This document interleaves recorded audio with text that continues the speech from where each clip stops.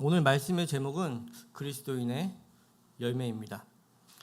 산상설교 첫 시간에 그리스도인의 존재, 정체성, 그 무게감에 대해 우리는 살펴봤습니다. 두 번째로 그리스도인과 세상과의 관계에 대해서 살펴보았습니다. 그리고 지난주에는 그리스도인의 신앙생활에 대해 살펴보았습니다. 우리 예수님은 구제, 기도, 금식의 형식을 빗대어 그리스도인의 신앙생활에 대해 말씀하셨습니다. 그것의 핵심 키워드는 아버지였습니다. 너희의 구제가 외식된 자 같으냐, 너희의 기도가 중언부언하느냐 등 신앙 문제의 핵심은 너희가 하나님을 아버지로 만나고 있느냐, 신앙생활 가운데 너희가 하나님을 나의 아버지라고 고백하고 있느냐에 승패가 갈려있다는 말씀을 드렸습니다. 그리고 예수님은 너희는 먼저 그의 나라와 그의 의를 구하라라고 말씀하십니다. 그의 의는 예수 그리스도입니다. 우리는 예수 그리스도의 공로로 하나님을 나의 아버지라고 고백할 수 있는 특권을 입었습니다. 그러니 우리는 예수 그리스도를 의지하여 하나님을 나의 아버지로 만나는 귀한 은혜를 누려야 합니다. 어디서요? 성도님들의 삶을 통해서입니다. 오늘 마태복음 7장을 통해 예수님의 산상설교를 마무리하려고 합니다. 예수님은 산상설교 마지막 가르침으로 무슨 말씀을 하시면서 결론을 맺으시는지 오늘 살펴보려고 합니다. 오늘 본론에 들어가기 전에 먼저 저는 며칠 전에 있었던 저의 간증 하나를 말씀하고 본론을 말씀드려야 할 것 같습니다. 저는 오늘 설교를 2-3주 전부터 묵상해 왔습니다. 그래서 그런지 주중에 오늘 설교 말씀에 대한 부담이 많지는 않았던 것 같습니다. 그러던 중 수요일에요, 수요 줌 성경 통독을 마치고 설교문을 작성해야 되겠다는 생각이 들어 초안 작업을 시작하려고 했습니다.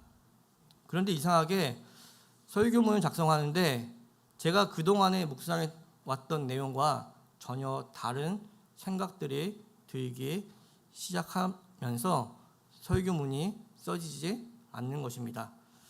처음에는 이게 뭐지라는 생각이 들었습니다. 그리고서는 초안 작업이 진행되지 않는 제 자신을 보면서 짜증이 나기 시작했습니다. 내 의지대로 안 되는 것에 대한 짜증을 내기 시작했던 것입니다. 그렇게 새벽까지 씨름하다 먹먹한 마음으로 잠이 들었습니다. 그리고 설교를 어떻게 해야 되지? 본문을 바꿔야 되나? 라는 고민마저 하게 되었습니다. 그리고 다음날 성경을 다시 보며 묵상을 하는데 전과는 2-3주 전에는 전혀 생각하지 못했던 다른 내용들이 묵상이 되고 전혀 생각하지 못했던 것들이 깨달아지는 것이었습니다. 말씀이 새롭게 읽혀지고 깨달아졌다는 말씀입니다. 그렇게 해서 오늘 설교문을 작성하게 되었습니다. 설교를 준비한 저는 그리스도인의 열매라는 것에 대해 제 안에 잘못된 생각이 있었음을 깨닫게 되었습니다. 하나님은 내 안에 있는 잘못된 개념, 생각들을 바꾸기를 원하셨고 설교를 준비하며 저는 말씀을 바로 알게 되는 귀한 은혜의 시간을 가졌습니다. 그런 은혜가 예비되었음에도 저는 내 뜻대로 되지 않는 것에 대해 짜증을 냈고 무거운 마음을 가지고 있었던 것입니다. 이런 저의 나약함에 대해 다시 생각해 보게 되었습니다. 그리고 기도하는데 주님, 제가 이것밖에 안 됩니다 라는 고백밖에 안 나왔습니다. 그러면서 저의 부족을 알게 하여 주고 말씀을 바르게 깨닫게 하여 주심을 감사드렸습니다. 그리고 이 깨달음은 저한테만 관련된 것은 아니라는 생각이 들었습니다. 저에게 바른 말씀을 선포하게 하심은 성도님들에게 바른 말씀을 깨닫게 하기 위함입니다. 짧지만 이 간증은 의미가 있다고 생각됩니다. 하나님은 성도님들을 사랑하십니다. 하나님은 저에게 말씀을 깨닫게 하시고 바르게 알게 하셨습니다. 동시에 하나님은 오늘 바른 말씀과 바른 길을 예비하셨습니다. 그리고 바른 말씀을 통해 성도님들에게 바른 길로 인도하여 주실 것 또한 믿습니다. 이것을 믿고 오늘 설교 말씀을 통해 말씀을 바르게 깨닫고 은혜되는 시간 되길 바랍니다. 이제 본론으로 들어가 보도록 하겠습니다. 우리 예수님은 마태복음 7장에서 산상수훈의 결론을 세 가지 주제로 마무리합니다. 그것은 13절에 나오는 좁은 문에 대한 내용이고 15절부터 나오는 거짓 선지자, 24절부터 나오는 행하는 자라는 내용입니다. 좁은 문, 거짓 선지자, 행하는 자라는 내용을 살펴보고자 합니다. 이를 통해 주님이 말씀하시고자 하는 것이 무엇인지 깨닫는 시간 되길 바랍니다. 먼저 13절과 14절 말씀을 보겠습니다. 마태복음 7장 13절과 14절 말씀입니다. 같이 한번 읽겠습니다. 시작. 좁은 문으로 들어가라. 멸망으로 인도하는 문은 크고 그 길이 넓어 그리로 들어가는 자가 많고 생명으로 인도하는 문은 좁고 길이 협착하여 찾는 자가 적음이라. 아멘. 본 말씀을 띄어놔 주세요. 예수님은 13, 14절에서 좁은 문에 대해서 말씀하십니다. 13절과 14절을 보면 13절에서는 좁은 문으로 들어가라 멸망으로 라고 말씀하십니다. 14절에서는 생명으로 인도하는 이라고 말씀하십니다. 예수님은 좁은 문이라고 말씀하시면서 멸망이라는 단어와 생명이라는 단어를 대비해서 말씀하십니다. 그리고 멸망과 생명이라는 어찌 보면 극단적인 단어를 사용하시면서 산상수훈의 마지막 말씀을 하십니다. 예수님이 멸망이나 생명이라는 극단적인 단어를 사용하신 이유는 최종적인 심판을 염두에 두고 말씀하신다는 것입니다. 다시 말씀드리면 예수님께서는 산상설교 마지막을 종말론적 시각으로 가르치고 계신 것입니다. 13절입니다. 13절을 보면 멸망을 빼고 한번 보겠습니다. 좁은 문으로 들어가라. 멸망으로 인도하는 문은 크고 그 길은 넓어 그 길에 들어가는 자가 많고. 크고 넓어 많고입니다. 크다, 넓다, 많다는 사람들이 좋아하는 단어입니다. 어찌 보면 세상에서는 긍정적으로 쓰이는 단어입니다. 이것이 뜻하는 바는 사람들이 좋아하는 것이라 하더라도 멸망으로 인도할 수 있다라는 것입니다. 또한 사람들에게 아무리 좋아 보이고 아주 편해 보이는 길이라 하더라도 그 길이 멸망으로 인도하는 길일 수 있다는 경고의 말씀이기도 합니다. 이제 우리는 13절에 나와 있는 좁은 문이라는 단어의 의미를 잠시 살펴보고자 합니다. 좁은이라는 단어는 헬라어 스테노스입니다. 마태복음은 구약의 관점에서 기술되었기 때문에 구약의 용례를 통해 단어의 좀 더 정확한 의미를 확인해 볼 수 있습니다. 좁은이라는 단어의 용례는 구약 예레미야에서 찾아볼 수 있습니다. 예레미야 30장 7절 말씀입니다. 같이 한번 합독하시겠습니다. 시작. 슬프다 그날이여 그와 같이 엄청난 날이 없으리라. 그날은 야곱의 환난의 때가 되미로다. 그러나 그가 환난에서 구하여 냄을 얻으리로다. 아멘. 여기서 그날이여는 종말의 때를 의미합니다.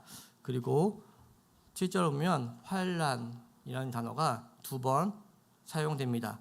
여기서 환난을 70인역 성경에서는 스테노스라고 번역합니다. 중요한 것은 아닌데 70인역 성경이라는 것은 구약 성경을 헬라어 성경으로 번역한 최초의 성경이고 지금 남아있는 가장 오래된 히브리 그리스 성경을 뜻합니다. 그 70인경에서 환란이라는 단어를 스테노스라는 단어로 번역했다는 말씀입니다. 즉 좁은이라는 스테노스는 환란이라는 단어에서 유래되었다고 볼 수 있습니다. 좁다는 것은 환란의 의미를 내포하고 있다는 말씀입니다. 그리고 문은 무엇인가요? 요한복음 10장 7절에서 9절에서는 예수님이 자신이 우리의 문 되어 주신다라고 말씀합니다. 여기서 문은 예수님 자신입니다. 지금 살펴본 단어의 의미로 좁은 문을 풀어서 말씀드리면 예수 믿는다는 것은 환란이 일어날 것을 전제하고 있다는 것입니다. 좀 더 정확하게 말씀드리면 예수 믿는다는 것은 환란이 끊이지 않는 삶을 전제하고 있는 것입니다. 그리고 예수를 따르는 제자의 길은 힘들고 어려움이 예상된다라고 우리 예수님께서 예언하고 계신 것입니다. 이것이 좁은 문의 의미입니다. 사도행전 21장을 보면 사도 바울은 예루살렘으로 올라가려 합니다. 사도 바울이 예루살렘으로 올라가려고 할 때 한 선지자가 가죽띠를 풀어서 사도 바울에게 보여줍니다. 이는 바울이 예루살렘으로 올라가면 체포되고 묶인다는 의미였습니다. 그는 예루살렘에 올라가면 체포되니 올라가지 말라고 바울에게 권합니다. 이때 바울은 선포합니다. 환난과 결박이 나를 기다린다 하나 복음을 전하는 일에는 목숨을 아까워하지 않는다라고 선포하고 그리고 예루살렘으로 올라갑니다. 이것이 좁은 문, 좁은 길을 걸어가는 그리스도인의 삶입니다. 이러한 그리스도인의 삶을 살아가실 수 있겠습니까? 예수 믿는다는 것은 어려운 것입니다. 엄격한 의미에서 제가 지금 드린 말씀은 틀린 말입니다. 예수 믿는다는 것은 어려운 것이 아니라 불가능한 일입니다. 나의 힘과 나의 능력으로 환난의 길을 걸어갈 수 있겠습니까? 우리의 힘과 능력으로 이 길, 좁은 길을 걷는다는 것은 불가능합니다. 그래서 예수님은 십자가에 달려 돌아가심으로 우리에게 새 생명을 주신 것입니다. 좁은 문, 좁은 길을 걸어가기 위해 우리에겐 십자가가 필요합니다. 십자가는 불가능을 가능케 합니다. 십자가는 우리를 죽음에서 건져 생명으로 넣어줍니다. 이것이 십자가입니다. 이를 위해 예수님께서 십자가의 체험, 부활 사건을 우리에게도 허락하신 것입니다. 십자가와 부활 사건이 우리와 함께 연합함으로 우리 안에 새로운 생명, 새로운 역사가 일어납니다. 이 때문에 우리는 좁은 문에 들어가게 되었고 좁은 길을 걷는 것이 가능하게 되었습니다. 다음으로 15절부터는 거짓 선지자에 대한 말씀이 나옵니다. 예수님은 거짓 선지자를 말씀하시며 열매에 대해 말씀하십니다. 이에 대한 구약의 배경 또한 잠시 나누겠습니다. 이사야 5장 1절부터 7절에서는 포도나무 열매에 대해 말씀합니다. 제가 내용을 설명해 드리겠습니다. 이사야서 5장 1절부터 7절을 보면 포도원 주인은 극상품 포도나무를 심었습니다. 극상품 포도나무입니다. 그래서 포도 주인은 좋은 열매를 맺겠거니라고 생각했습니다. 그런데 열매가 맺어서 보니 극상품 포도나무가 아니고 들포도나무였다는 것입니다.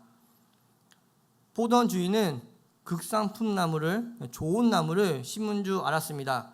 그러나 열매 맺는 것을 보니 좋은 나무가 아니라 들포도, 나쁜 나무였다는 것입니다.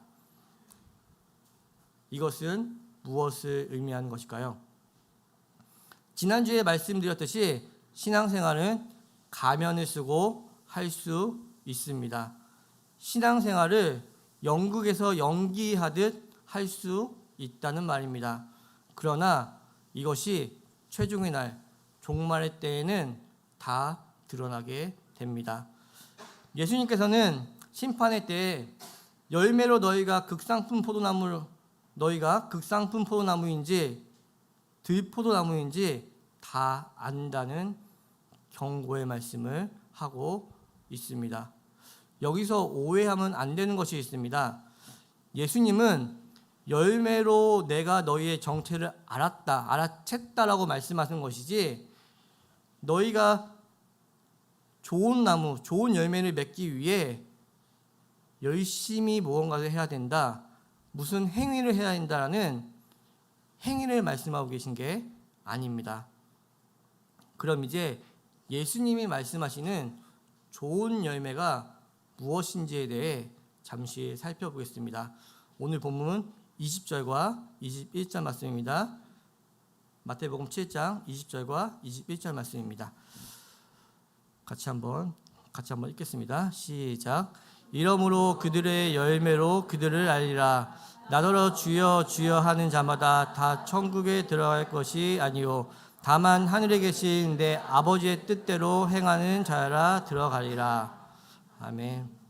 천국에 들어가는 자는 아버지의 뜻대로 행하는 자라고 말씀합니다. 아버지의 뜻대로 행하는 자는 좋은 열매를 맺는 자입니다. 우리는 이 말씀을 보고 또 오해합니다. 또한 이 다음에 22절에 나오는 행하지 아니하는 그런 말씀을 보고 오해하기 시작합니다. 즉 좋은 열매는 행위로 얻는구나. 그러니까 우리는 열심히 봉사해야 돼, 열심히 구제해야 돼 등등 신앙생활을 열심히 해야 돼 라는 말로 예수님의 말씀을 자꾸만 행위로 끌고 가려고 합니다. 그리고 그러한 오해는 성도인들의 잘못된 신앙생활로 이어지게 되어 있습니다. 아버지의 뜻대로 행해야 한다는 것을 오해하면 안 됩니다. 예수님은 신앙생활을 가면을 쓰고 할 수 있다고 경고하셨습니다. 유대인들은 온갖 가면을 쓰고 종교생활을 했습니다. 그들의 구제는 외식이었고 기도는 중언부언했으며 금식은 남들에게 보이려고 했습니다. 우리의 모습은 어떻습니까? 우리는 좋은 책을 많이 읽고 올바른 사상을 장착하고 선한 행위를 많이 하면 자신이 좋은 사람이라고 생각합니다. 또한 우리는 그런 사람을 좋은 사람이라고, 착한 사람이라고 칭하기도 합니다. 그러나 우리에게 중요한 것은 그런 것이 아니라 사람의 내면일 것입니다. 하나님을 아버지로 만났는가, 이것이 중요합니다. 하나님을 아버지로 만나지 못한 자는 가면을 쓰는 자라고 예수님이 말씀하십니다. 그리고 그들은 아버지의 뜻대로 행할 수 없다라고 말씀하십니다. 그들의 행위는 아무리 선해 보여도 그들의 행위는 외식에 불과합니다. 예수님께서는 아버지의 뜻대로 행하는 자만이 좋은 열매를 맺을 수 있다고 말씀하십니다.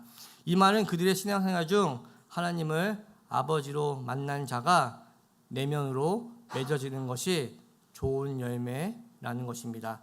이 열매는 내가 어떤 역할을 했다고 얻어지는 것이 아닙니다. 우리는 종종 내가 어떤 사람인가 하는 것이고 것하고 내가 어떤 역할을 맡고 있냐 하고 같다고 착각하곤 합니다. 이 둘은 같은 개념입니다. 다시 말씀드리면 내가 많은 역할을 맡는다고 해서 나의 열매가 많은 것이 아닙니다. 또한 내가 어떤 좋은 역할을 맡고 있다고 해서 내가 좋은 사람이 되는 것은 아닙니다.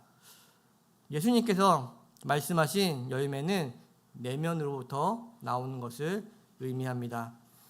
열매는 나에게서부터 나오는 것이 아니고 나무에 붙어 있으면 자연스럽게 나오는 결과입니다. 우리가 가져야 하는 질문은 신앙생활을 어떻게 해야 돼? 라는 doing의 문제가 아닙니다. 우리가 어떻게 되어져야 돼? 라는 being에 대한 문제입니다. 우리의 신앙은 doing이 아니고 being입니다. 해야 하는 것이 아니고 되어지는 것입니다. 이것을 기억하시기 바랍니다. 우리의 열매는 한순간에 얻어지는 것이 아닙니다. 조급해하시지 마시기 바랍니다.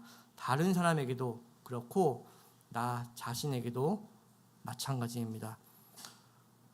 오늘 본문은 마태복음 7장 22절에서 23절을 보겠습니다. 같이 읽겠습니다. 시작.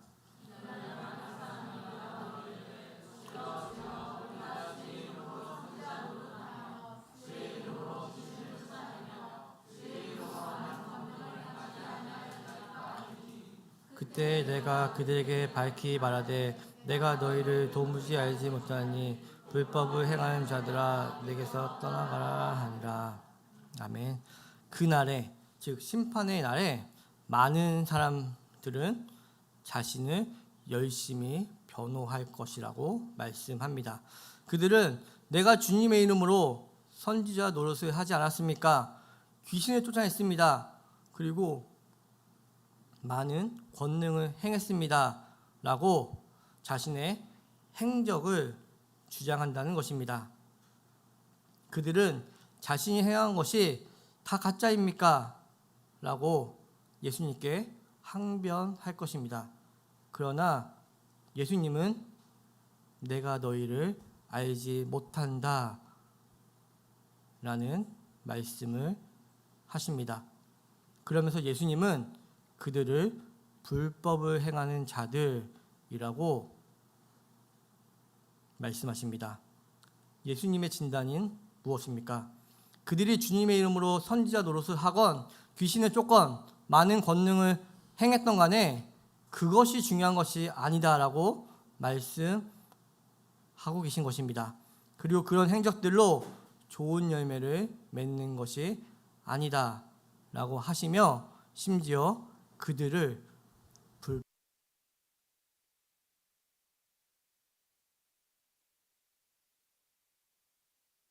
행위, 노력은 불법한 행위였던 것입니다.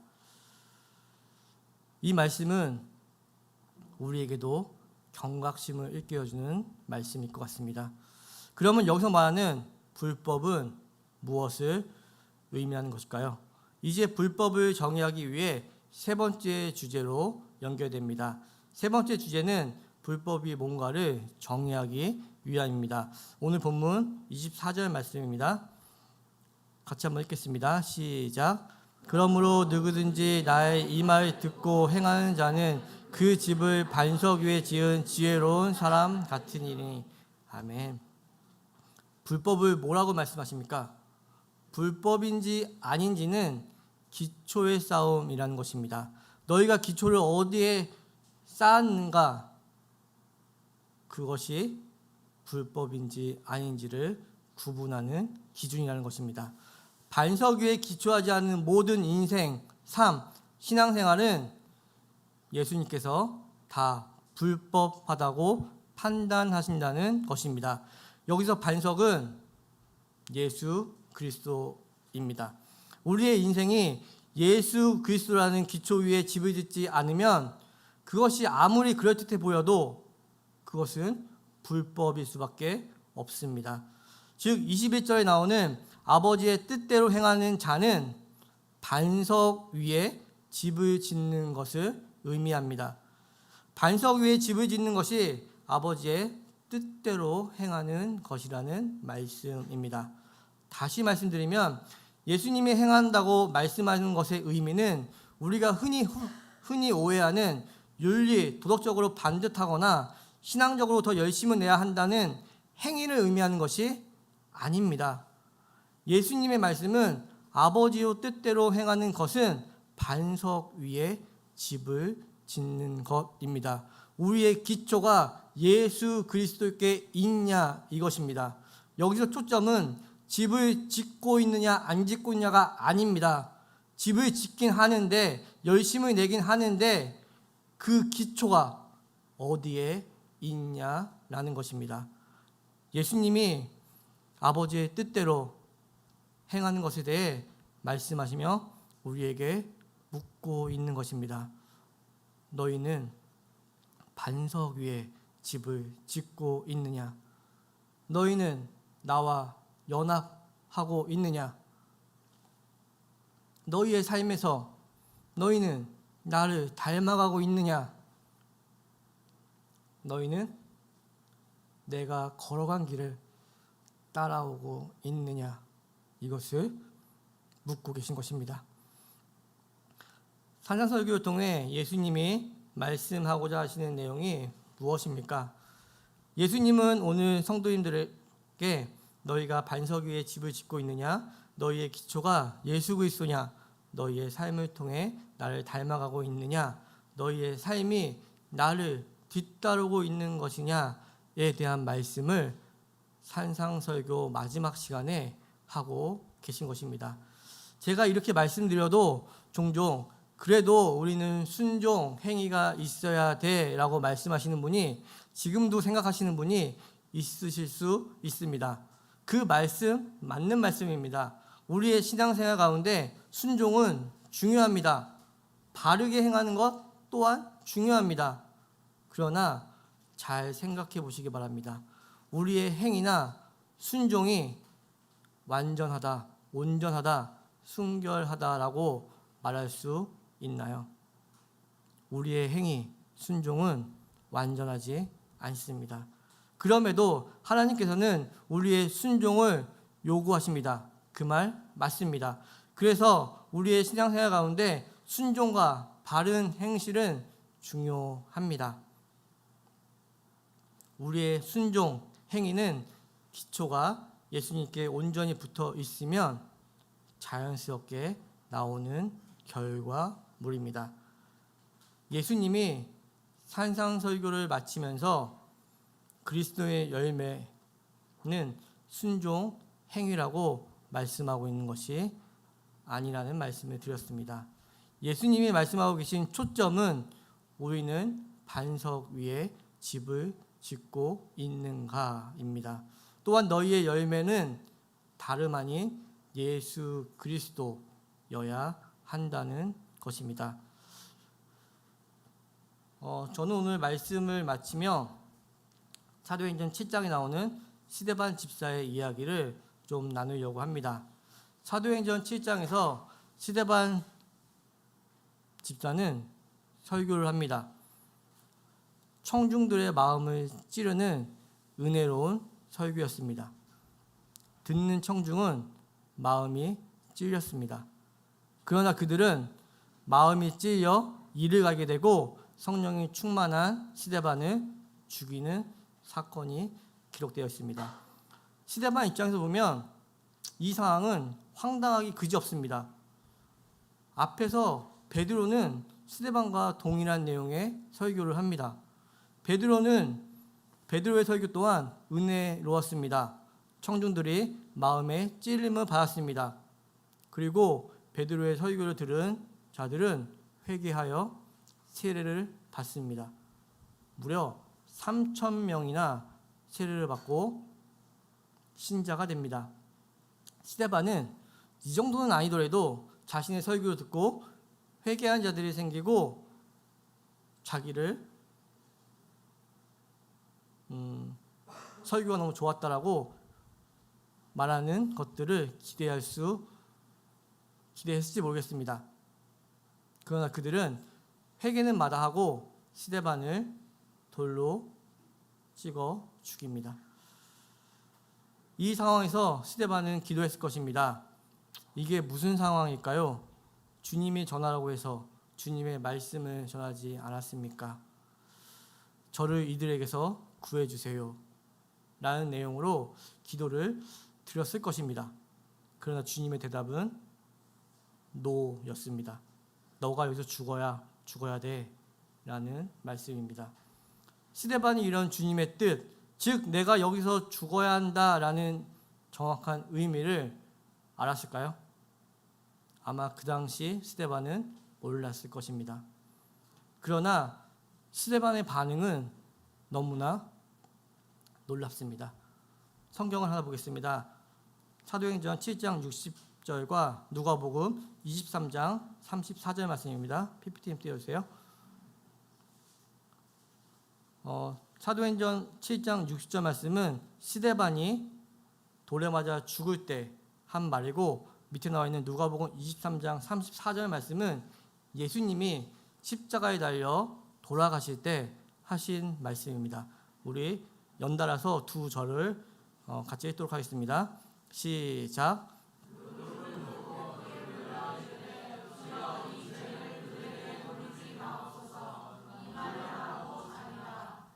예수께서 이르시되 아버지 저들을 사하여 주시옵소서. 자기들이 하는 것을 알지 못함이니라 하시되 그들이 그의 옷을 나눠 제비 뽑을 때. 아멘. 스데반은 죽는 그 장면에서 주여 이 죄를 그들에게 돌리지 마옵소서라고 합니다.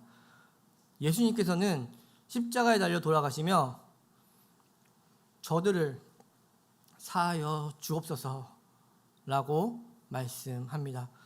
스데반은 죽음을 앞둔 바로 그 순간, 삶의 마지막 상황에서 그 상황이 전혀 이해가 안 되는 그런 상황에도 불구하고 예수님이 걸어가신 길을 뒤따라가는 귀한 그리스도인의 열매를 맺고 있는 모습을 우리에게 보여줍니다.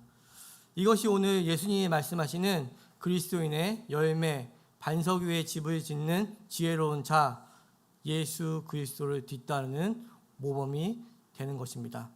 저는 여러분들에게 4주에 걸쳐 산상설교를 말씀드렸습니다. 예수님은 산상설교 첫 시간에 천국 백성과 그들이 누리는 복에 대해 말씀하십니다. 그리고 그리스도인과 세상과의 관계에 대해 말씀하십니다. 즉 그리스도인은 세상에서 핍박받을 것이다. 그러나 그런 세상에 너희는 소금과 빛으로 역할할 것이다 라는 말씀이었습니다. 그리고 신앙생활에 대해 말씀하십니다. 그리스도인의 신앙생활의 핵심은 무엇입니까? 우리의 삶에서 하나님을 아버지로 만나고 있는가, 하나님을 나의 아버지로 고백하고 있는가 였습니다. 그리고 오늘 그리스도인의 열매에 대해 말씀하십니다. 그리스도인의 열매는 어떤 율법, 윤리적인 행위, 노력이 아니라 반석 위에 집을 짓고 있는가에 달려있다는 말씀입니다. 다시 말씀드리면 그리스도인의 열매는 예수 그리스도가 걸어가신 길을 뒤따라가는 삶입니다. 예수님이 산상수훈을 마치며 말씀하시고자 하는 그리스도인의 열매는 반석 위에 지은 집이라는 것입니다.